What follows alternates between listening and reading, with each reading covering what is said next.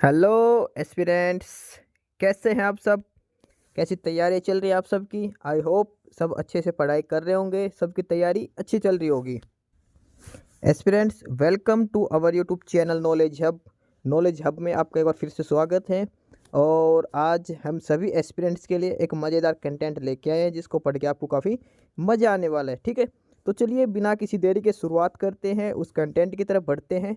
और वीडियो के लास्ट तक बने रहिए। और अगर आप चैनल पर नए हैं तो चैनल को सब्सक्राइब जरूर करिए। वीडियो को लाइक करते हुए चलिए आगे बढ़ते हैं, अपना कंटेंट शुरू करते हैं।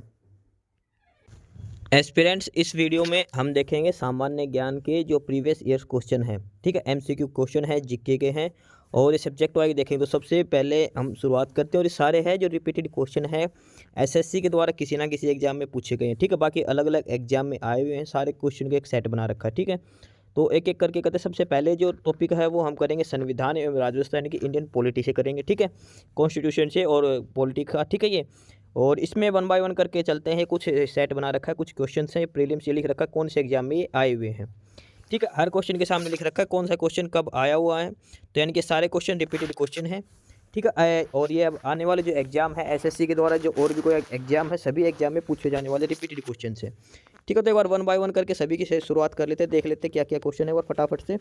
सबसे पहला है कि भारत में कौन सा दिन संविधान दिवस के रूप में मनाया जाता है। ठीक है, ये ऑप्शन देखें, इसमें पहला है 26 नवंबर। 26 नवंबर को मनाया जाता है। ये क्वेश्चन अभी पूछा गया था यूपी पुलिस कांस्टेबल में। ठीक है, ये क्वेश्चन अभी पूछा गया, संविधान दिवस कब मनाया जाता है? 26 नवंबर को। ऑप्शन ए इसका आंसर हो जाएगा। ठीक है, यूपीपीएससी प्रीलिम्स में पूछा गया क्वेश्चन है। ठीक है, उसके बाद अगला है गुलनाबाद की लड़ाई मोहम्मद होताकी के नेतृत्व में किस साल में लड़ी गई? ये बिहार पब्लिकेशंस का है। ये जो बिहार वाले जो था ना, बिहार पब्लिक सर्विस कमीशन का जो प्रीलिम्स हुआ था उसमें पूछा गया था, 1722 में हुई थी। ठीक है, उसके इसके बाद अगला है कि भारत का सर्वोच्च कानून किसे माना जाता है? इसका है भारत का संविधान। ठीक है, जनतंत्र का कुछ नहीं, अम्बेडकर की शिक्षा, धर्मनिरपेक्षता, इनमें से जो ऑप्शन आएगा ए, भारत का संविधान भारत का सर्वोच्च कानून माना जाता है। ठीक है, और ये साथ के साथ दे रखा है कि क्विज कब पूछा गया था, किस एग्जाम में क्वेश्चन पूछा गया था। ठीक है, उसका भी ध्यान रख लेना। उसके बाद अगला है कि भारत का संविधान कब लागू हुआ था। ठीक है, ये चार ऑप्शन दे रखे हैं, 15 अगस्त 1947, 1 जनवरी 1950, 22 अगस्त 1947, 26 जनवरी 1950। तो लागू हुआ था 26 जनवरी 1950। और बन के कब तैयार हुआ था? 26 नवंबर 1949 को हमारा संविधान बन के तैयार हो गया था। ठीक है, ये एसएससी सीजीएल में पूछा गया क्वेश्चन है। ठीक है, इसके बाद अगला है भारतीय संविधान के मौलिक कर्तव्य किस देश के संविधान से लिए गए हैं? भारतीय संविधान के मौलिक कर्तव्य किस देश के संविधान से लिए गए हैं? और ये है आंसर, ऑप्शन सी दे रखा, रेलवे आरआरबी में सोवियत संघ से। ठीक है, सोवियत संघ से भारतीय संविधान के मौलिक कर्तव्य सोवियत संघ से लिए गए हैं। ठीक है, उसके बाद अगला है ये कथन ए दे रखा है और अभिकरण और इसका कारण दे रखा। भारतीय संविधान 26 जनवरी 1950 को लागू हुआ था। ठीक है, ये भी बात। 26 जनवरी गणतंत्र दिवस के रूप में मनाया जाता है, दोनों ठीक है। ठीक है, 26 जनवरी को गणतंत्र दिवस मनाते हैं, ये भी ठीक है। और संविधान लागू हुआ था 26 जनवरी 1950 को, दोनों ही बात ठीक है। तो ऑप्शन इसका ऑप्शन हो जाएगा ए और आर दोनों सही है। ठीक है, ऑप्शन डी इसका सही आंसर है। ए और आर दोनों सही है, कहाँ पे है ये? ऑप्शन डी, ये रहा ऑप्शन डी, ए और आर दोनों ही सही है। ठीक है, इसके बाद आगे है सिक्किम भारत में भारत का हिस्सा कब बना था? सिक्किम भारत का राज्य कब बना था? कौन सी साल बना था? ये बना था 1975 में। सिक्किम कब भारत का एक राज्य बना था? 1975। एसएससी सीजी का क्वेश्चन है, 1975 में सिक्किम भारत का राज्य बना था। ठीक है, उसके बाद अगला है भारतीय संविधान में उल्लेखित आपातकालीन प्रावधान किस देश से लिए गए? आपातकालीन लिए गए थे जर्मनी से। ठीक है, ऑप्शन सी इसका राइट आंसर होगा। इमरजेंसी के प्रोविजन से जर्मनी से लिए थे। काफ़ी इंपॉर्टेंट क्वेश्चन है, बहुत बार पूछा जाता है। आपातकालीन जो प्रावधान कहाँ से लिए गए थे? ये जर्मनी से लिए गए थे। ठीक है, ये CHSL में पूछा गया था। उसके बाद अगला है भारतीय द्वारा धर्मनिरपेक्षता स्वीकार किए जाने के कारण भारतीय नागरिक को निम्नलिखित में से कौन सा अधिकार प्राप्त है? इसमें है कि धर्मनिरपेक्षता से संबंधित कौन सा अधिकार प्राप्त? अपनी इच्छानुसार धर्म के अनुसरण करने का अधिकार। ठीक है, स्वयं को अभिव्यक्ति करने का अधिकार, इच्छानुसार कई भाषाएं बोलने का अधिकार, संसदीय चर्चाओं में भाग लेने का अधिकार। देखो, ये है धर्मनिरपेक्षता का। धर्मनिरपेक्षता का कौन सा हो जाएगा? ए ऑप्शन, अपनी इच्छानुसार धर्म के अनुसरण करने का अधिकार। ठीक है, ये रेलवे आरआरबी एनटीपीसी में पूछा गया क्वेश्चन है। उसके बाद है किस वर्ष गोवा को महाराष्ट्र के साथ विलय करने का विकल्प दिया गया था? गोवा को महाराष्ट्र के साथ विलय करने का, और ये किया गया था 1967 में, 1967 में। ठीक है, गोवा को महाराष्ट्र के साथ विलय करने का ऑप्शन विकल्प दिया गया था। उसके बाद अगला है भारतीय संविधान के संविधान के प्रारंभ होने के बाद किस अधिनियम से नागरिकता पाने और गंवाने संबंधित प्रावधान है? काफ़ी इंपॉर्टेंट क्वेश्चन है ये बहुत प्यारा सा क्वेश्चन है, पढ़ के जाना। एसएससी जो जीडी का एग्जाम उसमें से पूछने के 100% चांसेस है, किसी ना किसी शिफ्ट में क्वेश्चन जरूर बनेगा।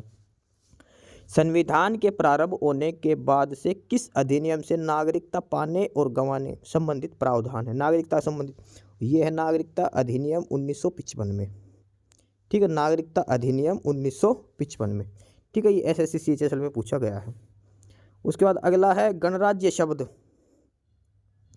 प्रस्ताव में निहित गणराज्य का ही अर्थ निम्न में से कौन सा इंगित नहीं करता? ये देखो, इसमें नहीं का पूछ रखा है, पर्सन जरूर पढ़ना, इसमें यस या नो का, ये नकारात्मक, इसमें से 3 ऑप्शन सही होंगे, 1 ऑप्शन गलत होगा। ठीक है, गलत ऑप्शन चूज करना, ये मत देखना कि पहला ही ऑप्शन पढ़ा, हाँ ये ठीक है गणराज्य का मतलब ये, ऑप्शन ए लगा के चले गए। ऑप्शन बी सी डी चारों पढ़ने हैं। उसके बाद ये देखना 3 सही है 1 गलत है, क्योंकि इसमें क्वेश्चन रहेगा कौन इंगित नहीं करता है, नहीं पूछ रखा है, इसमें ध्यान रख लेना। ठीक है, गणराज्य का अर्थ इंगित नहीं करता, राज्य का मुख्य एक निश्चित अवधि के लिए प्रत्यक्ष या अपरोक्ष रूप में चुना जाता है। ठीक है, ये गणराज्य का अर्थ है। ठीक है, ये ऑप्शन ए। उसके बाद ऑप्शन बी है राजनीतिक संप्रभुता लोगों में निहित है, ना कि एक व्यक्ति में, ये भी सही है गणतंत्र। उसके बाद अगला है ऑप्शन सी, किसी भी विशेष अधिकार प्राप्त वर्ग की अनुपस्थिति में भी सभी सरकारी कार्यालय बिना किसी भेदभाव के हर नागरिक के लिए खुले हैं। इसका मतलब ये है कि जैसे मान लो किसी की भी सरकार हो इलेक्शन में, और मान के चलो सरकार गिर गई, मान के चलो फिलहाल कोई भी सीएम पीएम या कुछ भी नहीं, तो उस टाइम भी सरकारी दफ्तर खुलेंगे, सरकारी काम चलेंगे। ये गणतंत्र राज्य की एक प्रमुख विशेषता होती है। ठीक है, उसके बाद इसमें ऑप्शन डी है, देश के सर्वोच्च पद पर जहाँ राष्ट्रीय अध्यक्ष है एक वंशानुगत राजा होता है, ये गणराज्य का गलत है। ठीक है, ये राष्ट्रीय अध्यक्ष हमेशा चुनाव के द्वारा चुना जाता है। ठीक है, वंशानुगत नहीं होता है, क्योंकि जो हमारा इंडिया है ये गणराज्य है, गणराज्य मतलब जहाँ पे गणतंत्र लोगों का शासन हो। ठीक है, तो ऑप्शन डी इसमें गलत दे रखा है। ठीक है, ये एफ कैट का क्वेश्चन है, एफ कैट ने बड़ा अच्छा सा क्वेश्चन पूछ रखा है ये। उसके बाद अगला है कि निम्नलिखित में कौन सा एक पर भारतीय नागरिकता का मूलभूत अधिकार नहीं था? सबसे पहला समानता अधिकार, ये भी था, निजता का अधिकार, उसके बाद जीवन का अधिकार और शोषण के विरुद्ध अधिकार। तो भारतीय नागरिकता का एक मूलभूत अधिकार नहीं था, ये ध्यान रख लेना। तो इसमें था निजता का अधिकार, ये बाद में जोड़ा गया था। ठीक है, और उसके बाद आगे है मूलतः अधिकारों में से ज़्यादातर हमारे संविधान के कौन से अनुच्छेद में शामिल किए गए हैं? तो ये अनुच्छेद 12 से 35 में जो सारे हैं, ये सब मूल अधिकार, ये सब 12 से 35 में दे रखे। ठीक है, ये सारे अधिकार जो अपने जितने भी अधिकार हैं, मौलिक अधिकार हैं, ये सारे अपने अनुच्छेद हैं 12 से 35, संविधान के अनुच्छेद में 12 से 35 में दे रखे हैं। उसके बाद अगला है कि भारत के संविधान के अनुसार इनमें से कौन सा मूल अधिकार नहीं होगा? 4 ऑप्शन दे रखा। पहला कि सार्वजनिक संपत्ति की सुरक्षा करना तथा हिंसा का त्याग करना। ठीक है, ये भी। हमारी मिली जुली संस्कृति की बहुमूल्य धरोहर को संरक्षित करना तथा उनका सम्मान करना। अच्छा, उसके बाद अगला स्वतंत्रता के लिए हमारे राष्ट्रीय संघर्ष को प्रेरित करने वाले महान विचारों से प्रेरित होकर उनका पालन करना। और ऑप्शन डी है कि सार्वजनिक चुनाव में मताधिकार का प्रयोग करना। ठीक है, तो इसमें से कौन सा मूल अधिकार नहीं है? देखो, मूल अधिकार में सार्वजनिक संपत्ति की सुरक्षा करना, ये भी है, ऑप्शन बी और ऑप्शन डी। ऑप्शन डी है जो सार्वजनिक चुनाव के मताधिकार का प्रयोग करना, ये हमारा मौलिक अधिकार नहीं है। ठीक है, इलेक्शन में जो वोट डालना, ये मौलिक अधिकार नहीं है, ये ध्यान रख लेना। ठीक है, सार्वजनिक चुनाव में मताधिकार का प्रयोग करना, ये मौलिक अधिकार नहीं है। ठीक है, उसके बाद अगला है शिक्षा का अधिकार किस वर्ष मौलिक अधिकार में शामिल किया गया था? और ये किया गया था अप्रैल 2010 को। शिक्षा का अधिकार मौलिक अधिकार में कब शामिल किया गया था? अप्रैल 2010 को। उसके बाद अगला है भारतीय संविधान के कितने मौलिक अधिकारों का उल्लेख किया गया? भारत के संविधान में कितने मौलिक अधिकार थे? 11 मौलिक कर्तव्य, सॉरी है मौलिक कर्तव्य, मौलिक अधिकार नहीं, मौलिक कर्तव्य होंगे मेरे हिसाब से, मौलिक कर्तव्य आएगा यहाँ पर। मौलिक कर्तव्य 11 थे। ठीक है, उसके बाद अगला है कि भारत के संविधान के अनुसार में कौन सा एक मौलिक अधिकार नहीं है? स्वतंत्रता का अधिकार भी है, जीने का भी अधिकार, समानता, देश की रक्षा का अधिकार, ये मौलिक कर्तव्य में आता है। ठीक है, इसके बाद आगे है राज्य के नीतियों के निर्देशित सिद्धांतों के बारे में निम्नलिखित कथनों में से कौन सा सच नहीं है? राज्य के नीति निर्देशक सिद्धांत, उसमें से कौन सा सच नहीं है? सबसे पहला है नीतियाँ बनाने और कानून अभिन्न करते हुए राज्य को ध्यान में रखने वाले आदेशों को दर्शाया गया है। वे समुदाय के कल्याण को बढ़ावा देते हैं और इसलिए सामाजिक और समाजवादी है। उसके बाद ऑप्शन सी है, ये उल्लंघन के लिए अदालतों द्वारा कानूनी तौर पर परिवर्तनीय नहीं है। ये अपने आप परिवर्तनीय होते और इन कार्यान्वयन के लिए किसी भी कानून की आवश्यकता नहीं है। ठीक है, राज्य के नीति निर्देशक ये है, तो इसमें सबसे बड़ी बात ये है कि ऑप्शन डी है, ये अलग से दिख रहा है गलत, क्योंकि अपने आप परिवर्तित नहीं होते। ठीक है, इनके लिए कानून की आवश्यकता होती है, कानून की सहायता ली जाती है। ठीक है, उसके बाद अगला क्वेश्चन है, 4 मूलभूत अधिकारों में से एक का चयन करें जो भारत के नागरिकों और विदेशियों के लिए उपलब्ध है। ये काफ़ी अच्छा क्वेश्चन है कि ऐसे कौन से अधिकार है जो भारतीय और कोई विदेशी जो भारत में तो उसके लिए सेम होते हैं, कौन सा ऐसा अधिकार है। ठीक है, इनमें से कौन सा वो अधिकार है जो भारत के नागरिकों और विदेशों सभी के लिए है। सबसे पहले अनुच्छेद 15 दे रखा, धर्म, जाति, लिंग, जन्म स्थान के आधार पर। इसके बाद अगला है कि मूलभूत अधिकारों में से एक का चयन करें जो भारत के नागरिकों और विदेशों के लिए उपलब्ध। कौन से अधिकार हैं जो विदेशियों को मिलते हैं। तो जो विदेशी और भारतीयों को जो अधिकार मिलते हैं वो आर्टिकल 14 मिलता है। ठीक है, 20, 21, 22, 23, 24, 25, 26 ये सारे अधिकार हैं जो भारतीयों को और विदेशियों को सभी को मिलते हैं। ठीक है, और जो सिर्फ इंडिया वालों के लिए है वो है जैसे अनुच्छेद 15 है, ये सिर्फ भारतीयों को मिलता है। धर्म, जाति, लिंग के आधार पर भेदभाव। अनुच्छेद 16 है, ये सार्वजनिक रोजगार के विषय में अवसर की समानता। उसके बाद अनुच्छेद 19 है एक, वो भी सिर्फ भारतीयों को मिलता है। अनुच्छेद 29 है, ये रहा भाषा और लिपि। और अनुच्छेद 30 है, ये 6 अधिकार ऐसे हैं जो सिर्फ भारतीयों को मिलते हैं। ठीक है, 15, 16, 19, 29 और 30 ये 5 अधिकार ये ऐसे हैं जो भारतीयों को मिलते हैं। ठीक है, ये अनुच्छेद 26 है और ये मतलब ये अनुच्छेद 26 ऐसा है जो भारतीय और विदेशी नागरिकों को मिलता है। 26, 27 हो गया, 28 हो गया। ठीक है, 20, 21, 22, 23, 24, 25, 26, 27, 28 ये जो सारे हैं ये दोनों को मिलते हैं, भारतीयों को और विदेशियों को भी। उसके बाद अगला है कि भारत के संविधान में निम्नलिखित किस अनुच्छेद में शिक्षा के अधिकार की व्याख्या की गई। शिक्षा का अधिकार, और ये है अनुच्छेद 21A में। अनुच्छेद 21A में शिक्षा का अधिकार है जो अनुच्छेद 21A में दिखाया गया। ठीक है, अगला है, ये काफ़ी इंपॉर्टेंट क्वेश्चन है, यूनिफॉर्म सिविल कोड जो अभी फिलहाल चर्चा का भी विषय है, ये किस अनुच्छेद में दिया गया है। ये है अनुच्छेद 44 में। इसको याद रखने का सबसे बात है समान सिविल संहिता। समान मतलब सब बराबर, तो सब बराबर हैं 44 अनुच्छेद। ठीक है, ये उसमें आता है ये मौलिक कर्तव्यों में। ठीक है, उसके बाद अगला है भारत का संविधान लोकसभा के आकार को सीमित करता है जिसके तहत कितने निर्वाचित सदस्य तथा ब्लैंक सदस्य एंग्लो इंडियन का प्रतिनिधित्व कर जिन्हें राष्ट्रपति द्वारा चुना जाता है। यानी कि भारत के जो लोकसभा में कितने सदस्य हो सकते हैं मैक्सिमम जो निर्वाचित होते हैं 550 और एंग्लो इंडियन होते हैं 2। एंग्लो इंडियन 2 होते हैं। ठीक है, option A is the correct answer. उसके बाद अगला है कि निम्नलिखित में से कौन सा राज्य संविधान की 6ठी अनुसूची का पालन नहीं करता जो जनजातीय क्षेत्रों के प्रशासन एवं नियंत्रण से संबंधित है। ठीक है, जो 6ठी अनुसूची में कौन कौन से स्टेट है जो जनजातीय क्षेत्रों से संबंधित है। तो असम, मेघालय, मिजोरम और त्रिपुरा। ठीक है, ये है, इसमें नागालैंड नहीं आएगा। ठीक है, उसके बाद अगला है कि अनुच्छेद 29 में कौन सा अधिकार है, वो अभी पढ़ के आए थे, और ये था अल्पसंख्यकों के हितों की सुरक्षा, आर्टिकल 29। ये वो अधिकार है जो सिर्फ भारतीयों को मिलता है, विदेशियों को नहीं मिलता है। ठीक है, इसके बाद अगला है संविधान के अनुसार किस अनुच्छेद के तहत जीवन की सुरक्षा और व्यक्तित्व स्वाधीनता प्रदान की गई है, और ये है अनुच्छेद 21 में। ठीक है, और 21A में दी गई है शिक्षा का अधिकार जो शामिल किया गया है 21A में। उसके बाद अगला है कि संविधान के अनुच्छेद 112 के तहत वार्षिक वित्तीय विवरण को क्या कहा जाता है। इसको कहा जाता है बजट। 112 को क्या बोलते हैं, बजट। वार्षिक वित्तीय विवरण बजट कहा जाता है। ठीक है, 112 में आता है बजट।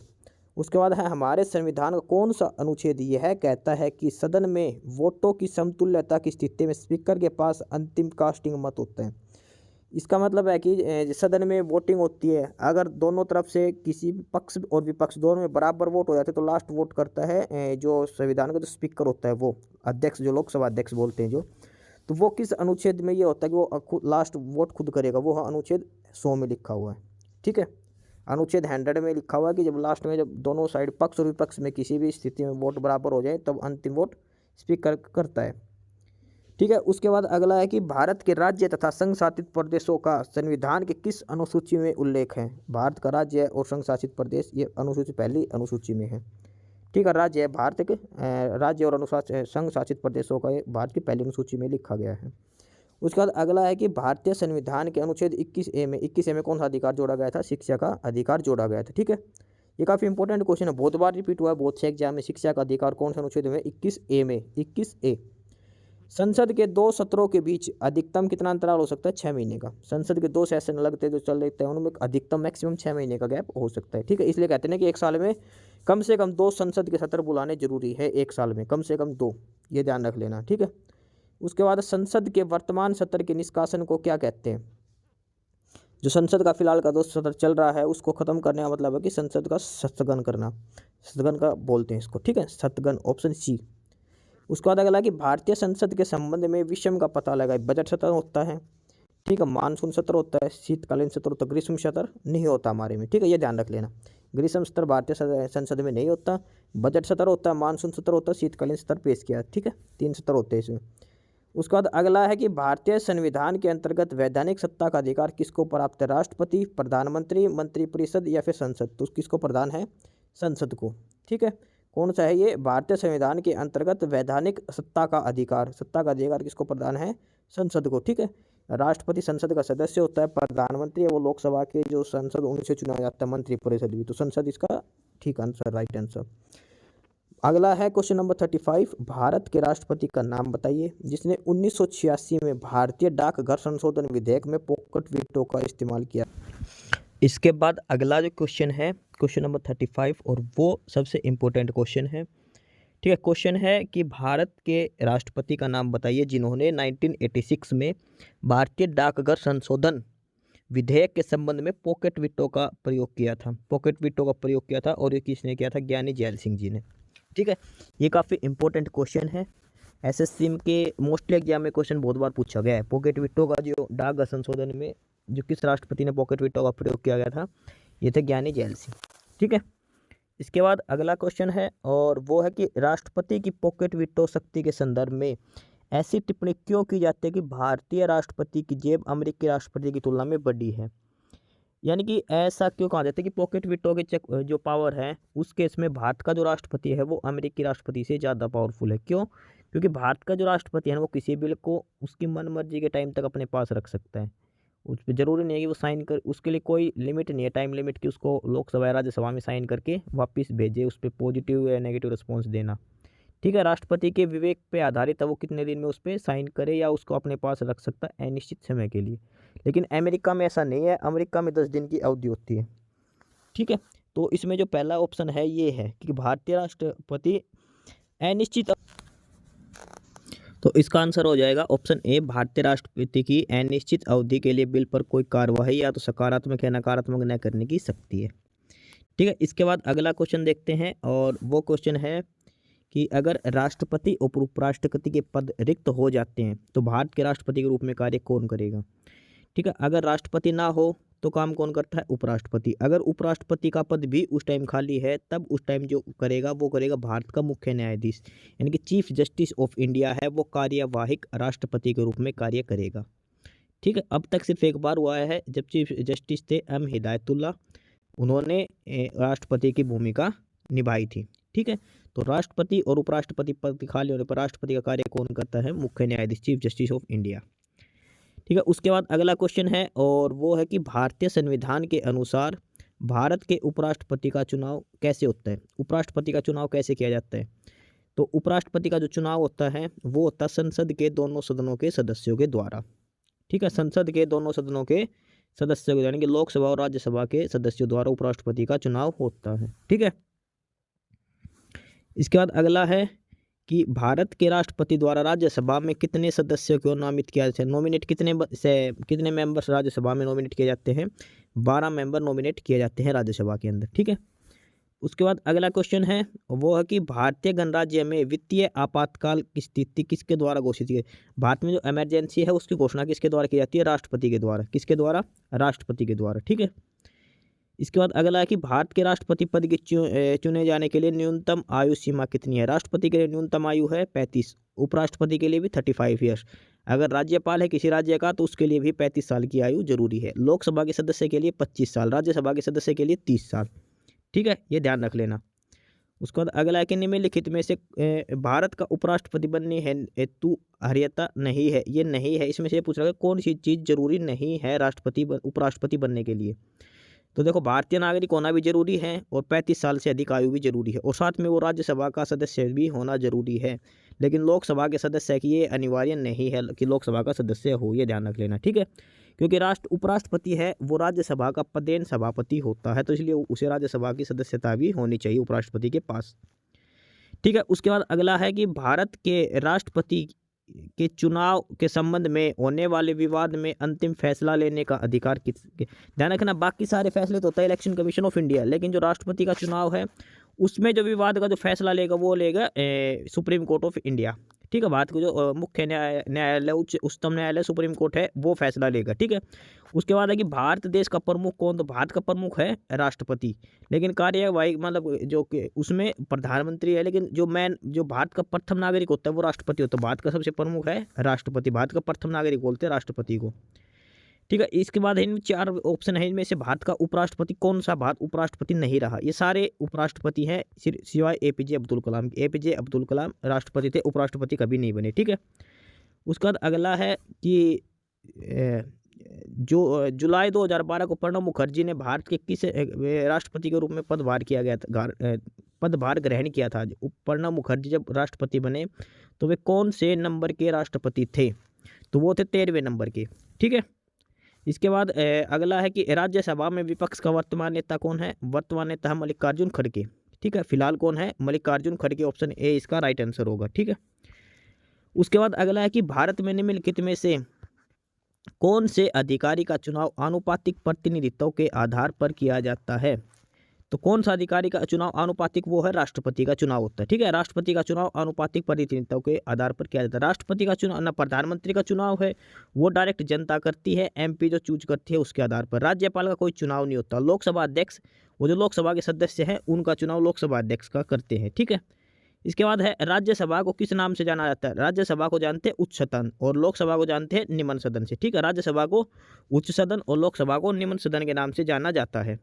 ठीक है, इसके बाद अगला है कि राज्यसभा के सदस्यों का चुनाव किन के द्वारा किया जाता है। राज्यसभा के सदस्य कैसे चुने जाते हैं, तो वो चुने जाते हैं किसी भी स्टेट के एमएलए के द्वारा।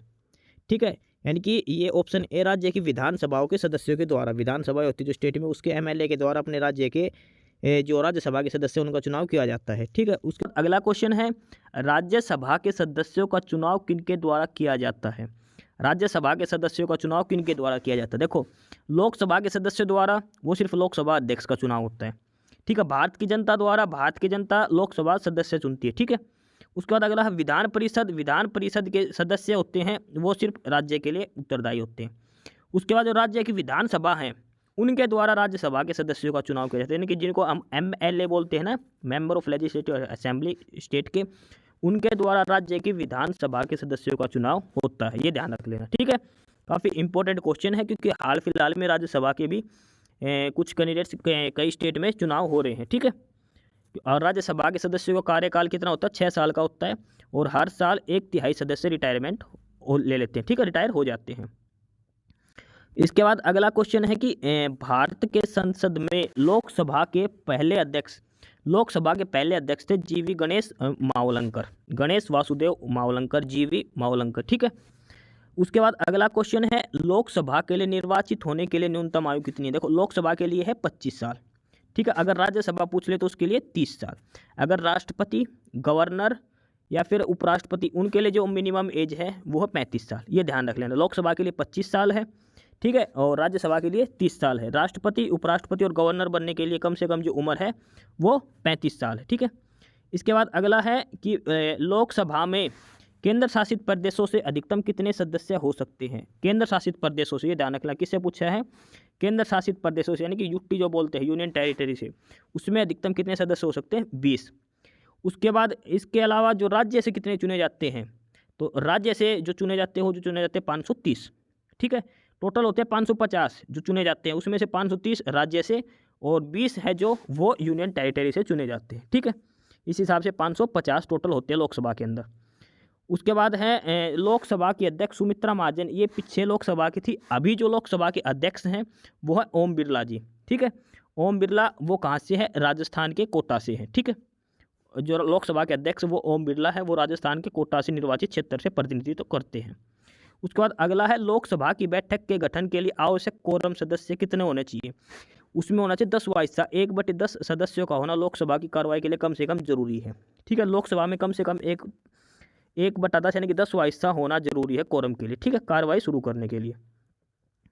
इसके बाद अगला है कि जब 2014 में 16वीं लोकसभा का गठन हुआ था, यानी कि जब मोदी सरकार पहली बार आई थी, उस समय रक्षा मंत्री कौन थे, तब तो थे मनोहर पारिकर।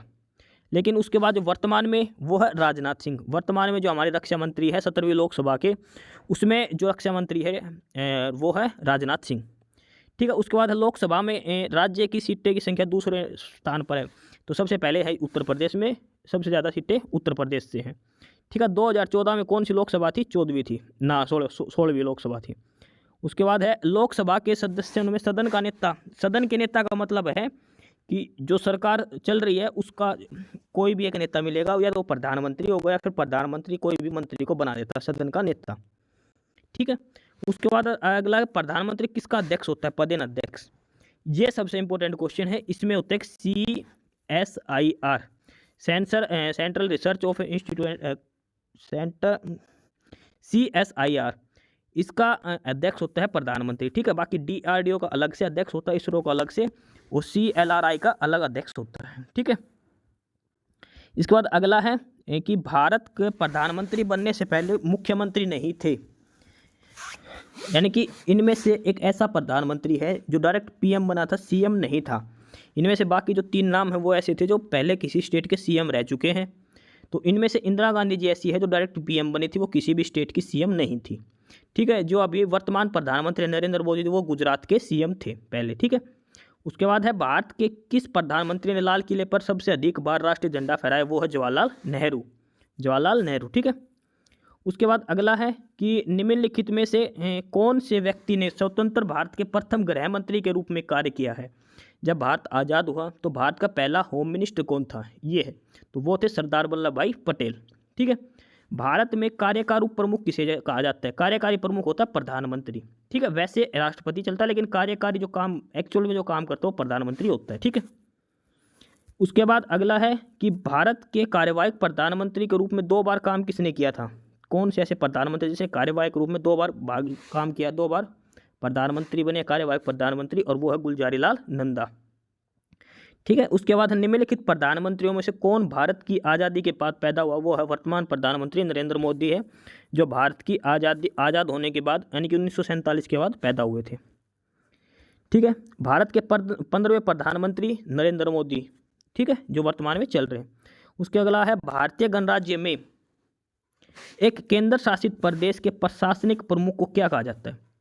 केंद्र शासित प्रदेश का जो हेड होता है वो होता है उपराज्यपाल। राज्य में होता है राज्यपाल, लेकिन केंद्र शासित प्रदेश जुट्टी है, जैसे दिल्ली में हो गया, उपराज्यपाल चलता है वहाँ पे। ठीक है, तो केंद्र शासित प्रदेश में कौन होता है? उपराज्यपाल। उसके बाद है भारत के प्रधानमंत्री के पद हेतु नामित किए जाने के लिए व्यक्ति की न्यूनतम आयु। देखो, प्रधानमंत्री होता है वो लोकसभा सदस्य होता है। सबसे पहली बात तो ये है, लोकसभा के सदस्यों द्वारा प्रधानमंत्री के जो बहुमत होता है जिसका लोकसभा में, उसी दल की सरकार बनती है और उसी का कोई एक नेता उसका लोग प्रधानमंत्री के पद पे नियुक्त होता है। तो लोकसभा के सदस्यों की आयु कितनी होनी चाहिए? कम से कम 25 साल। तो इसमें ऑप्शन बी है, 25 साल उम्र होनी चाहिए और लोकसभा का सदस्य होना चाहिए। ठीक है, इसके बाद अगला है कि निम्नलिखित में से कौन से मुख्यमंत्री सर्वाधिक लंबे कार्यकाल तक मुख्यमंत्री पद पर बने रहे? और ये थे ज्योति बासु। ठीक है, ज्योति बासु। उसके बाद अगला है राज्य के मुख्यमंत्री के बारे में कौन सा कथन सत्य नहीं है? ये जरूर ध्यान रखना, सत्य नहीं है, नहीं बोला है इसने। यानी कि 3 ऑप्शन तो वो है जो मुख्यमंत्री के बारे में सही है, एक चौथा ऑप्शन है वो गलत होगा। ठीक है, तो इसमें देखते हैं। सबसे पहला ही ऑप्शन गलत लग रहा है, क्योंकि इसमें दे रखा कि राज्य स्तर पर मुख्यमंत्री का पद केंद्र में राष्ट्रपति पद के बराबर होता है। ये गलत है। मुख्यमंत्री का पद केंद्र में प्रधानमंत्री के बराबर होता है। ठीक है, और राष्ट्रपति का जो पद होता है वो राज्य में गवर्नर का जो पद होता है ना, वो केंद्र में राष्ट्रपति का पद होता है। ये है। ठीक है, तो ये पहला ही इसका ऑप्शन हो जाएगा कि ये कथन गलत है। ठीक है, उसके बाद अगला है कि राज्य में किसी राज्य के राज्यपाल की नियुक्ति हेतु न्यूनतम आयु कितनी है? तो अभी बताई थी राज्यपाल, राष्ट्रपति और उपराष्ट्रपति, उसके लिए न्यूनतम आयु कितनी है? 35 साल। ठीक है, और मुख्यमंत्री बनने के लिए मुख्यमंत्री की आयु है 25 साल। जो प्रधानमंत्री की है वही मुख्यमंत्री के लिए 25 साल न्यूनतम आयु है। ठीक है, उसके बाद अगला है कि एक भारतीय राज्य की पहली महिला मुख्यमंत्री कौन बनी थी? वो है सुचित्रा कृपलानी। इसके बाद अगला है कि भारत में राज्यपाल की नियुक्ति कौन करता है? भारत में राज्यपाल की नियुक्ति कौन करता है? वो करते हैं राष्ट्रपति जी। ठीक है, और ये इसका आंसर था सुचित्रा कृपलानी। उसके बाद अगला है कि भारत में लेफ्टिनेंट गवर्नर, ये लेफ्टिनेंट यानी कि उपराज्यपाल कहाँ किसका प्रमुख होता है? ये केंद्र शासित प्रदेश का प्रमुख होता है उपराज्यपाल। ठीक है, राज्यपाल स्टेट का और केंद्र शासित प्रदेश का उपराज्यपाल। द्विसदनीय विधानसभा का क्या अर्थ है? द्वि मतलब दो सदन, जिसके दो सदन हो विधानसभा का, उसका अर्थ है द्विसदनीय। तो इसमें कहाँ है? ऑप्शन सी, विधायकों के दो अलग अलग विधानसभाओं में बांटा जाता है, द्विसदनीय।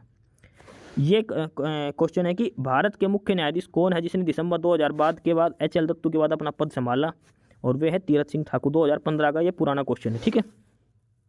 इसका अगला है कि कौन अस्थायी अवधि के लिए सर्वोच्च न्यायालय के तदर्थ प्रमुख के रूप में नियुक्त किया जा सकता है? यानी कि टेम्परेरी अगर सुप्रीम कोर्ट में, तो ये अडॉक के लिए मतलब टेम्परेरी बेसिस पे होते हैं, और ये किया जाता है कि हाई कोर्ट के न्यायाधीशों को, ठीक है, हाई कोर्ट के न्यायाधीश को सुप्रीम कोर्ट के नियुक्त किए जा सकते हैं, ठीक है। उसका अगला है कि सुप्रीम कोर्ट के न्यायाधीश की रिटायरमेंट एज क्या है? सेवानिवृत्ति, सुप्रीम कोर्ट के जो जजेज होते हैं उनकी रिटायरमेंट एज क्या है? और वो है 65 साल, 65 ईयर्स, ठीक है। भारत का जो सुप्रीम कोर्ट किस दिन अस्तित्व में आया था? जो सुप्रीम कोर्ट ऑफ इंडिया है वो कब आया था अस्तित्व में? वो आया था 28 जनवरी 1950। काफ़ी इंपॉर्टेंट है, याद करके चलना, ठीक है। 28 जनवरी 1950 को भारत का उच्चतम न्यायालय अस्तित्व में आया था। उसके बाद अगला है कि उच्च न्यायालय की प्रथम महिला मुस्लिम महिला न्यायमूर्ति, हाई कोर्ट की प्रथम मुस्लिम महिला न्यायमूर्ति, और ये थी एम फातिमा बीवी, ठीक है, न्यायमूर्ति एम फातिमा बीवी, ठीक है। उसके बाद अगला है कि भारत का वह मुख्य न्यायाधीश जिसे राष्ट्रपति और उपराष्ट्रपति की सेवा करने का गौरव प्राप्त हो। एकमात्र ऐसे न्यायाधीश चीफ जस्टिस ऑफ इंडिया जिसको वो राष्ट्रपति पद पर कार्य किया था, और वो है न्यायाधीश एम हिदायतुल्ला। न्यायाधीश एम हिदायतुल्ला ये कब काम करते? जब राष्ट्रपति और उपराष्ट्रपति दोनों के पद खाली हो, तब जो चीफ जस्टिस ऑफ इंडिया का सुप्रीम कोर्ट का जो जज होता है चीफ जस्टिस, उसको राष्ट्रपति के पद पर नियुक्त किया जाता है, ठीक है। तो वो थे एम हिदायतुल्ला। अगला है अभिकरण और कारण दे रखा है कि सही है गलत है। ये है इसमें कि भारत में न्यायपालिका कार्यपालिका से स्वतंत्र है, सही बात है। न्यायपालिका और कार्यपालिका अलग अलग रूप में अपना काम करती है। कारण में लिख रखा है कि न्यायपालिका सरकार का समर्थन करते और उसकी योजनाओं का कार्य, ये न्यायपालिका काम नहीं है, ये कार्यपालिका का काम है, ठीक है। तो कारण गलत है लेकिन अभिकथन सही है। ए सही है लेकिन आर गलत है, ऑप्शन ए सही हो जाएगा, ठीक है।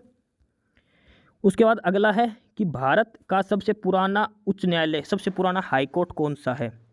सबसे पुराना हाई कोर्ट जो भारत में है वो है कोलकाता हाई कोर्ट, ठीक है। उसके बाद अगला है कि भारत के संविधान के अनुसार हाई कोर्ट, उच्च न्यायालय की हाई कोर्ट के न्यायाधीशों का स्थानांतरण करने का अधिकार किसको प्राप्त है? जो हाई कोर्ट के जजेज हैं उनको चेंज करने का अधिकार किसको प्राप्त है? और वो है चीफ जस्टिस ऑफ इंडिया को, ठीक है, यानी कि सुप्रीम कोर्ट से ये चेंज होते हैं, ठीक है। और उसके बाद अगला प्रश्न है कि जैसा कि सुप्रीम कोर्ट की जजों की कुल संख्या के संशोधन में अधिनियम के संबंध में भारत के संविधान में परिकल्पना की गई थी, वहाँ भारत के एक निश्चित न्यायालय होंगे, ठीक है, जिसमें भारत के मुख्य न्यायाधीश शामिल होगा और साथ में अन्य न्यायाधीश होंगे। सुप्रीम कोर्ट ऑफ इंडिया में चीफ जस्टिस ऑफ इंडिया के अलावा और कितने जजेज होते हैं? ये है क्वेश्चन सीधा सा, और इसमें है 30 जज और होते हैं, ठीक है, ऑप्शन डी। अगला क्वेश्चन है कि अगर पंचायत स्थगित है तो चुनाव होगा, यानी कि अगर इलेक्शन का मतलब पंचायत है नहीं स्टेट में, गांव में, तो उसके दूसरा इलेक्शन कब होगा? तो पंचायत के स्थगित होने के 6 महीने के अंदर अंदर दूसरा इलेक्शन हो जाएगा, ठीक है। पंचायत स्थगित का मतलब क्या है? किया तो सरपंच का हट जाना, ठीक है, जो पंचायत अध्यक्ष होता है उसका हट जाना अपने पद से, ठीक है, तो वो इस्तीफा दे दे किसी अन्य कारणों से, तो अगले 6 महीने के अंदर दोबारा चुनाव होने जरूरी है। उसके बाद अगला है कि लोकतंत्र और विकास के लिए पंचायती राज संस्थाओं की पुनः स्थापना के लिए राजीव गांधी द्वारा 1986 में गठित समिति का क्या नाम था? राजीव गांधी ने 1986 में पंचायती राज के लिए एक समिति का गठन किया था, उसका हेड जो उस समिति का क्या नाम था? LM सिंघवी समिति थी, ठीक है, LM सिंघवी समिति, और LM सिंघवी उसके हेड थे, ठीक है। उसके बाद अगला है कि दिसंबर 2015 में किस विकल्प को हरियाणा में पंचायत चुनाव में लड़ने हेतु घोषित? हरियाणा में जो मैंने किया है कि महिला हो या पुरुष हो वहाँ पे कम से कम मैट्रिक पास होना चाहिए, ये। इसके बाद अगला क्वेश्चन है कि हरियाणा पंचायती राज संशोधन बिल के अनुसार PRL पंचायती राज इंस्टीट्यूशन चुनाव में उम्मीदवार की न्यूनतम शैक्षणिक योग्यता कितनी है? वो मैट्रिक है, ठीक है, हरियाणा में मैट्रिक पास। उसके बाद किस अनुच्छेद के अनुसार वैध कारणों के आधार पर राज्य में राष्ट्रपति शासन लागू, यानी कि राष्ट्रपति शासन किस अनुच्छेद के आधार पर किया जाता है? किस अनुच्छेद में लिखा है, कौन से आर्टिकल में है? आर्टिकल 356 के आधार पर राष्ट्रपति शासन लगता है, ठीक है। उसके बाद है राजस्थान के लगभग 93% आदिवासी महिलाएं सरपंच पद के लिए चुनाव लड़ नहीं रहे। क्यों? क्योंकि न्यूनतम शैक्षणिक योग्यता कक्षा 5वीं है और जो अनपढ़ है, ज़्यादा से ज़्यादा अनपढ़ है वहाँ पे, इसलिए। उसके बाद अगला है, भारत में आपातकाल की घोषणा कौन कर सकता है? ये राष्ट्रपति घोषणा करेगा। ठीक है, आपातकाल कोई भी हो, फाइनेंशियल वित्तीय आपातकाल या कैसा भी हो, उसकी घोषणा कौन करेगा? राष्ट्रपति करेगा। भारतीय संविधान के अनुसार वित्तीय आपातकाल और वित्तीय आपातकाल है अनुच्छेद 360 में। संविधान की प्रस्तावना में संशोधन कब किया गया था? एकमात्र संशोधन हुआ था इंदिरा गांधी जी के टाइम में, 42वां संविधान संशोधन था तब। ठीक है, उसके बाद भारत के संविधान में पहला संशोधन किया गया था 1951 में। संविधान लागू होने के अगले साल ही पहला संशोधन किया गया था 1951 में। ठीक है, उसके बाद अगला है कि इंदिरा गांधी द्वारा लगाए गए आपातकाल के दौरान बड़ी संख्या में प्रयुक्त कौन सा संविधान संशोधन था? वो था 42वां संविधान संशोधन है, जिसको मिनी संविधान भी कहते हैं। 42वां संविधान संशोधन है। ठीक है, 92वां संविधान संशोधन। इसके बाद अगला है कि 92वें संविधान संशोधन के माध्यम से भारतीय संविधान की 8वीं अनुसूची में कौन सी भाषा शामिल है? जो 8वीं अनुसूची थी, जो 92वां संशोधन, उसमें 3 भाषाएं थी और वो थी मैथिली, बोडो, संथाली। ठीक है, और इसमें कन्नड़ भाषा शामिल नहीं थी। ठीक है, उसके बाद अगला है क्वेश्चन नंबर 101। मई 2015 तक संविधान में कितने संशोधन हो चुके थे? 100 संशोधन हो चुके थे। ठीक है, और अब फिलहाल 106 107 संशोधन हो चुके हैं फिलहाल संविधान में। उसके बाद अगला है कि भारत का संविधान जो 96वां था वो क्या था? तो वो था ओडिया के स्थान पर उड़िया शब्द का प्रयोग करना। जो उड़ीसा स्टेट की जो लैंग्वेज है उड़िया, उसके स्थान पर उड़िया, ओ की जगह ऊ किया गया था। ठीक है, इसके बाद अगला है 103 और ये है कि 26 जनवरी 2002 कोई कानून के तहत जो भारतीय दंड संहिता कानून था 2002, उसके संबंध में कि कौन सा कथन सत्य नहीं है? तो इसमें सत्य क्या है कि झंडे को जानबूझकर जमीन पे भी नहीं गिराना चाहिए, भी सही है। ठीक है, और झंडे का इस्तेमाल सांप्रदायिक लाभ के लिए भी नहीं करना चाहिए, भी सही है। तिरंगे का प्रयोग तोरण, झालर या जावत पट्टी के लिए भी नहीं, ये भी सही है। गैर सरकारी नागरिक को अपने परिसर पर ध्वज फहराने का कोई अधिकार, ये गलत है। कोई भी नागरिक ध्वज फहरा सकता है अपने छत पे, अपने घर पे, कहीं पे। ठीक है, इसका ऑप्शन डी आएगा। उसके बाद है कि भारतीय संविधान में कुल कितने संशोधन हैं? तो उस टाइम 200 थे, अब 107 या 108 हो गए हैं। 99वां संशोधन कौन सा था? 99वां जो संशोधन है वो था जो सुप्रीम कोर्ट में कोलेजियम बनाई गई थी, जो supreme chief justice of India का सिलेक्शन करेगी, वो था 99वां संशोधन, राष्ट्रीय न्यायिक नियुक्ति आयोग। ठीक है, राष्ट्रीय न्यायिक नियुक्ति आयोग है 99वां संशोधन, ऑप्शन बी। उसके बाद है संविधान का कौन सा संशोधन सरकार के निजी उच्च शिक्षण संस्थानों के रूप में अन्य पिछड़े वर्गों के लिए 27% आरक्षण प्रदान करता है? और ये है संविधान का 93वां संशोधन 93। ठीक है, अन्य पिछड़े ओबीसी वर्ग के लिए 27% जो रिजर्वेशन है, ये 93वें संविधान संशोधन के तहत मान्यता दी गई थी इसको। ठीक है, अब है भारत का मुख्य चुनाव आयोग, ये पुराना क्वेश्चन। इसके बाद है कि भारतीय संविधान में पहली बार संशोधन कब किया गया था? तो 1950 में संविधान लागू हुआ था और 1951 में पहली बार संशोधन किया गया था। ठीक है, इसके बाद अगला क्वेश्चन है, भारतीय प्रजातांत्रिक प्रणाली के अंतर्गत निम्न में कौन सा कथन मताधिकार के संबंध में गलत है? गलत पूछा है, कौन सा संबंध गलत है? तो बाकी 3 सही है, 1 गलत है। 18 वर्ष से ऊपर का कोई भी अग्रिम मत दे सकता है, ये सही है। मानसिक रूप से विकसित व्यक्ति को वोट देने का अधिकार नहीं, ये नहीं है। ठीक है, ये ऑप्शन बी का राइट आंसर हो जाएगा, क्योंकि ऑप्शन बी गलत है, बाकी सी और डी सही है इसका। इसके बाद अगला है कि भारतीय निर्वाचन आयोग निम्नलिखित में से किसकी चुनावी प्रक्रिया के लिए जिम्मेदार नहीं है? तो वो था पंचायती चुनाव के लिए। ठीक है, चुनाव जो भारत का जो चुनाव पंचायती चुनाव तो स्टेट के इलेक्शन कमीशन के द्वारा किए जाते हैं। उसके बाद है प्रथम स्वतंत्र भारत का प्रथम आम चुनाव कब हुआ था? जब भारत आज़ाद हुआ तो सबसे पहले आम चुनाव कब हुए थे? वो हुए थे 1951-52। ये ध्यान रख लेना, 51-52 में कई 1950 लगा थे, जो गलत है। 1951-52 में थे, ऑप्शन बी इसका राइट आंसर है, ऑप्शन ए गलत है इसका। ठीक है, उसके बाद अगला कि भारत के मुख्य चुनाव आयुक्त को उनके पद से कौन हटा सकता है? तो उसको हटाने के लिए संसद के दोनों सदनों में से कोई भी सदन वो बहुमत के तहत इसको हटा सकता है, चीफ इलेक्शन कमीशन को। ठीक है, उसके बाद है धार आयोग हुआ था और जेवीपी समिति का गठन हुआ था। ये किस लिए इनका गठन किया गया था? तो धार आयोग और जेवीपी का इनका हुआ था भाषाई आधार पर आधारित राज्यों के पुनर्गठन करने के लिए। ठीक है, तो सबसे पहले भाषाई आधार पर कौन सा स्टेट बना था? आंध्र प्रदेश 1956 में बनाया गया था। ठीक है, धार आयोग और जेवीपी समिति के सिफारिशों के आधार पर। सीईसी का मतलब है चीफ इलेक्शन कमीशन। ठीक है, ऑप्शन सी सही है इसका। इसके बाद अगला है कि 1953 में पहला पिछड़ा वर्ग आयोग, तो उसका अध्यक्ष कौन थे? तो जो पहला पिछड़ा वर्ग के आयोग अध्यक्ष थे कालेकर। ठीक है, और महिला आयोग था जो, उसके पहले पुरुष सदस्य कौन थे? उसके जो पहले पुरुष सदस्य थे वो थे आलोक रावत। ठीक, उसके बाद अगला है कि ओबीसी वर्ग में क्रीमी लेयर की पहचान के लिए नियुक्त समिति का क्या नाम था? ओबीसी लेयर के जो पिछड़ा वर्ग आयोग की थी वो सेम क्वेश्चन है ये। और इसके जो थे वो रामनंदन समिति के नाम से थी, जो ओबीसी में जो क्रीमी लेयर के लिए बनाई गई थी, कि क्रीमी नॉन क्रीमी लेयर को डिवाइड करने के लिए। किस वर्ष प्रथम राज्य पुनर्गठन आयोग की स्थापना हुई थी? ये हुई थी 1953 में। ठीक है, राज्य पुनर्गठन आयोग की स्थापना हुई थी 1953 में। उसके बाद अगला है, निम्नलिखित भाषा में कौन सी एक द्रविड़ मूल की भाषा नहीं है?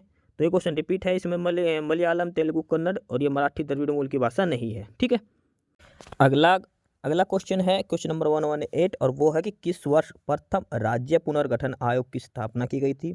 और ये की गई थी 1953 में। और जो पहला जो राज्य पुनर्गठन में हुआ था, उसके बाद पहला जो भाषाई आधार पर जो स्टेट बना था वो आंध्र प्रदेश बनाया गया था। ठीक है, उसके बाद अगला क्वेश्चन है 119 नंबर, कि निम्नलिखित भाषाओं में एक द्रविड़ मूल भाषा नहीं है, यानी कि द्रविड़ की भाषाएं कौन सी हैं द्रविड़ में? वो है मलयालम, तेलुगु और कन्नड़, 3 है, और ये जो नहीं है वो है मराठी। ठीक है, उसके बाद अगला क्वेश्चन है कि भारतीय संविधान के अनुसार कितनी भाषाओं को राजभाषा का दर्जा दिया गया? ऑफिशियली भाषा कितनी है? 22 भाषाएं हैं। ठीक है, और उसके बाद अगला क्वेश्चन है, ये था कि ये तो हो गए थे सारे, ये एक पेज। उसके बाद ये है, नागालैंड की राष्ट्रीय भाषा क्या है? नागालैंड की राष्ट्रीय भाषा क्या है? नागालैंड की राष्ट्रीय भाषा इंग्लिश। काफ़ी टाइम बाद बहुत बार ये क्वेश्चन पूछा गया है नागालैंड की, क्योंकि कोई भी अंग्रेजी भाषा का ऑप्शन नहीं लगाता, सब या तो डोगरी ये नई नाम देख के वो लगा देते हैं। ठीक है, लेकिन जो नागालैंड की राष्ट्रीय भाषा है वो अंग्रेजी है। उसके बाद है, गोवा की कार्यकारी भाषा क्या है? गोवा की कोंकणी है, पुर्तगीज नहीं है। पुर्तगाल लोग तो वहाँ पे शासक थे, लेकिन गोवा की जो भाषा है वो कोंकणी है, ध्यान रख लेना। ठीक है, और नागालैंड की अंग्रेजी है। गोवा की अंग्रेजी मत लगा के ना, नागालैंड की है अंग्रेजी, इंग्लिश लैंग्वेज। उसके बाद अगला क्वेश्चन है कि 2009 से 2014 के बीच की अवधि के दौरान भारत में किसकी सरकार थी? तो कांग्रेस की गठबंधन सरकार थी। उसके बाद है कि भारत के संविधान में कौन से अनुच्छेद में हिंदी को राष्ट्रीय भाषा का दर्जा गया है? ये है अनुच्छेद 383 को। ठीक है, इसके बाद ये है, साउथ की जो पार्टी है डीएमके, उसकी स्थापना किसने करी थी? ये की थी सीएन अन्नादुरई ने। अगला प्रश्न, आम आदमी पार्टी जो फिलहाल चर्चा में, उसका गठन किस वर्ष हुआ था? जो दिल्ली में है आम आदमी पार्टी केजरीवाल जी की, वो 2012 में हुआ था। ठीक, अरविंद केजरीवाल ने इसकी स्थापना की थी। उसका अगला है कि भारत में एक राज्य पार्टी के रूप में एक राजनीतिक दल को मान्यता के लिए कितने वैध मत चाहिए? कम से कम कितने परसेंट वोट चाहिए उनको? 6% विधानसभा में वोट चाहिए। ठीक है, विधानसभा में जो पिछली विधानसभा कम से कम 6% वोट चाहिए उसके लिए। उसका अगला कि यदि किसी राजनीतिक दल को एक या एक से अधिक राज्यों में मान्यता प्राप्त हो तथा राजनीतिक पार्टी के रूप में हो, तो उसे पूरे भारत में एक राष्ट्रीय पार्टी के रूप में जाना जाएगा। यानी उसे कम से कम कम से कम चार स्टेट में उसने मान्यता प्राप्त होनी चाहिए, 4 जगह पे उसकी सरकार होनी चाहिए जब राष्ट्रपति पार्टी बनेगी, 4 जगह। उसके बाद अगले, भारतीय संविधान में राष्ट्रीय ध्वज को कब अपनाया? काफ़ी इंपॉर्टेंट क्वेश्चन है। राष्ट्रीय ध्वज कब अपनाया गया था? यह 22 जुलाई 1947। तिरंगा जो हमारा राष्ट्रीय ध्वज उसको कब अपनाया गया था? 22 जुलाई 1947 को। ठीक है, उसके बाद अगला है, निम्नलिखित में से कौन सा राष्ट्रीय जलीय जीव है भारत का? तो वो है गंगेटिक डॉल्फिन, यानी कि गंगा नदी की डॉल्फिन। ठीक है, डॉल्फिन नदी गंगा की। इसके बाद अगला क्वेश्चन है कि भारत का राष्ट्रीय प्रतीक सम्राट द्वारा निर्मित कैपिटल का एक प्रतिरूप है। तो जो भारत का राष्ट्रीय प्रतीक सारनाथ सिंह स्तंभ, वो है अशोक का स्तंभ। ठीक है, अशोक के वहाँ से लिया गया सारनाथ के सिंह स्तंभ। उसके बाद भारत का राष्ट्रीय प्रतीक भारत सरकार द्वारा कब अपनाया गया था? और ये अपनाया गया था 26 जनवरी 1950 को, 26 जनवरी 1950 को। ठीक है, इसके बाद अगला क्वेश्चन है कि भारत के जो प्रचलित राष्ट्रीय ध्वज है उसका डिजाइन किसने किया गया था? तो उसका डिजाइन किया था पिंगली वेंकैया ने। भारत का जो राष्ट्रीय ध्वज है उसका डिजाइन किया था पिंगली वेंकैया ने। ठीक है, उसका बाद अगला कि राष्ट्रीय गीत की रचना किसने? राष्ट्रीय गीत लिखा था बंकिम चंद्र चटर्जी ने, और राष्ट्रीय गान लिखा था रविंद्रनाथ टैगोर ने। ठीक है, राष्ट्रीय गीत लिखा था बंकिम चंद्र चटर्जी ने। भारत का राष्ट्रीय खेल क्या है? भारत का राष्ट्रीय खेल है हॉकी। उसके बाद भारत की ध्वज संहिता 2002 के अनुसार क्या है? उसमें है 2002 की जो ध्वज संहिता है उसमें कार्यकारी निर्देशों का एक संकलन है राष्ट्रीय ध्वज के संबंध में, कब फहराना चाहिए कब नहीं फहराना चाहिए, वो सारा कुछ। ठीक है, उसके बाद अगला है कि भारत के राष्ट्रीय गान के रचयिता कौन है? तो राष्ट्रीय गान के रचयिता है रविंद्रनाथ टैगोर।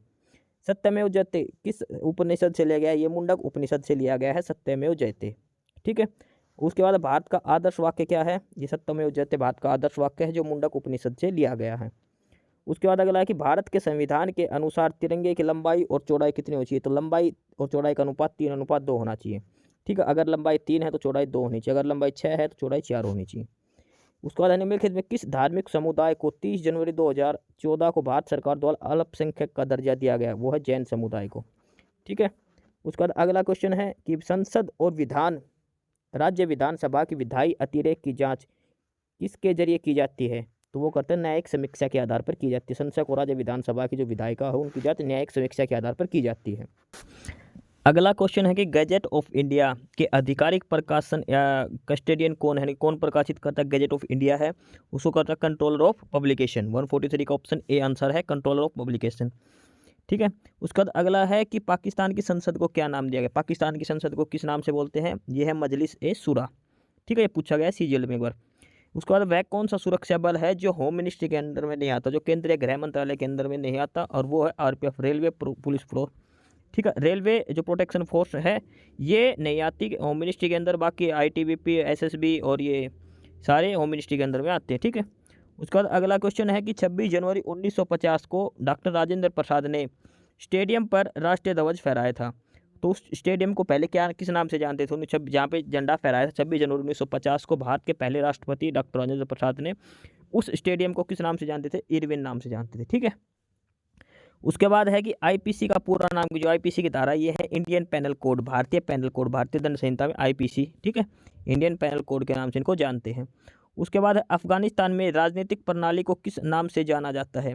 तो अफगानिस्तान को जानते हैं अफगानिस्तानी इस्लामी अमीरात के नाम से। उसके बाद है एक अभिकरण और कारण दिया गया है। अभिकरण है कि भारत एक लोकतांत्रिक देश है, ये सही है। कारण है कि भारत का अपना एक संविधान है, ये भी सही है। दोनों सही है, लेकिन ये इसके संबंध में ये नहीं, देखो ए और आर दोनों सही है, ऑप्शन ए और बी ठीक है, लेकिन आर ए की उचित व्याख्या, ये उसकी कोई उचित व्याख्या नहीं करता। एक अपना एक संविधान है, तो लोकतांत्रिक देश का मतलब अगर ये होता ना कि भारत में जनता के द्वारा उसको प्रधान का चुनाव किया तब तो सही था, लेकिन दोनों सही है, ए और आर अपनी जगह, लेकिन आर ए की उचित व्याख्या नहीं करता। तो ऑप्शन बी इसका सही आंसर है। उसके बाद अगला क्वेश्चन है 150 का कि स्वतंत्रता के समय भारत में कितने रजवाड़े थे, और राज्य रजवाड़े थे 565, 565। ठीक है, सरदार वल्लभ भाई पटेल की इन्होंने एक शब्द जोड़ा था इनको। उसके बाद है कि 1947 में किसने सर्वप्रथम केंद्रीय बजट, सबसे पहले जो भारत का बजट पेश किया था वो था आर के शनमुखम चेट्टी जी ने, सबसे पहले इन्होंने बजट पेश किया था आर के शनमुखम चेट्टी ने। ठीक है, इसके बाद अगला है क्वेश्चन नंबर 152, स्वतंत्रता से पूर्व जो रियासतें थी 565 थी, उसमें सबसे बड़ी रियासत कौन सी थी, 565 में सबसे बड़ी रियासत थी हैदराबाद की रियासत। उसके बाद अगला है कि आरटीआई का अधिकार कब शुरू हुआ था। आरटीआई का अधिकार शुरू हुआ था 2005 में। आरटीआई एक्ट कब शुरू हुआ था, 2005 में। ठीक है, उसके बाद अगला कि भारत की अधिराज्य की अवधि क्या कहलाती है। भारत के अधिराज्य की अवधि क्या कहलाती है, और ये है कि स्वतंत्रता से लेकर गणतंत्रता तक 15 अगस्त 1947 मतलब 1947 से 1950 तक स्वतंत्र देश 15 अगस्त से लेकर 26 जनवरी के बीच में भारत अधिराज्य के कहलाती है। ठीक है, उसके बाद भारत की राष्ट्रीय प्रतिज्ञा के रचयिता कौन थे, जो राष्ट्रीय प्रतिज्ञा है वो लिखी थी पीडी वेंकट सुब्बाराव। देखो राष्ट्रीय रविंद्रनाथ टैगोर जी ने राष्ट्रीय गान लिखा था, राष्ट्रीय गीत लिखा था बंकिम चंद्र चटर्जी ने, और पिंगली वेंकैया ने उन्होंने क्या था राष्ट्रीय ध्वज का निर्माण किया था, जो वर्तमान में जो राष्ट्रीय ध्वज है उसका डिजाइन दिया किया था पिंगली वेंकैया ने। लास्ट प्रश्न है इसमें, और वो है कि भारत एक गणतंत्र है। गणतंत्र का मतलब क्या है, तो गणतंत्र का मतलब है कि राज्य का जो प्रमुख होता है उसके लोगों द्वारा परोक्ष रूप में चुना जाता है। जो राज्य का प्रमुख है वो लोगों के द्वारा चुना जाता है। ठीक है, तो ये सारे प्रश्न थे, ये क्लास थी सारी पॉलिटी की क्लास थी, इसमें मोस्टली सारे क्वेश्चन रिपीटेड हैं, और ये सारे किसी ना किसी एग्जाम में आ रखे। ये एसएससी के फेवरेट क्वेश्चन है सारे के सारे। ठीक है, तो इनको जरूर करके जाना, और ये किसी ना किसी एग्जाम में पूछे जाते हैं, जो एसएससी के अपकमिंग एग्जाम में उनमें से भी इनमें से कोई कोई क्वेश्चन रिपीट होगा। ठीक है, सारे क्वेश्चन रिपीटेड है, जो मोस्ट रिपीटेड क्वेश्चन है उनका सेट है। तो अगर कुछ नहीं समझ में आए, कुछ इशू लगे, तो आप कमेंट बॉक्स में कमेंट करके पूछ लेना। बाकी ये सारे क्वेश्चन एक बार करके जाना अपने एग्जाम में जाने से पहले। ठीक है, काफ़ी इंपॉर्टेंट क्वेश्चन है, सारे ऑप्शंस के साथ दे रखे हैं आपको, जो एक्चुअल पेपर में मिलेगा वैसे ही ऑप्शन सेट करके दे रखे हैं क्वेश्चन।